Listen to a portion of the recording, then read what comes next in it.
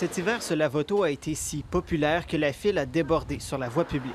Les automobilistes étaient frustrés. Ils ont pris des manœuvres dangereuses pour éviter la ligne d'attente. Il y avait comme des personnes qui marchaient. Avec l'arrivée d'un restaurant Chick-fil-A dans son quartier, la conseillère craignait le même problème. Il y avait une grande ligne. J'ai dit, mais qu'est-ce qui se passe? J'ai vu plus au Québec des enjeux de dangerosité au niveau beaucoup de temps d'attente sur les rues. C'est dangereux.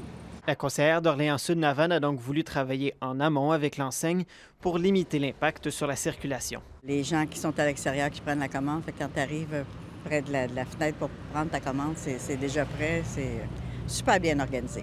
Il y avait un plan pour la circulation et c'est allé bien. L'expérience a amené Catherine Kitts et d'autres conseillers à se questionner sur la sécurité entourant les services à l'auto.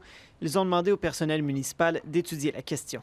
La revue va voir est-ce que comme c'est où dans la ville est-ce que on donne déjà la permission à la service au volant et est-ce que c'est dans des bons endroits. Certaines municipalités, comme la ville de Rimouski ou l'arrondissement de la Chine à Montréal, ont décidé d'interdire l'ajout de nouveaux services au volant dans certains quartiers, mais ce n'est pas ce que demande la conseillère Catherine Kitts.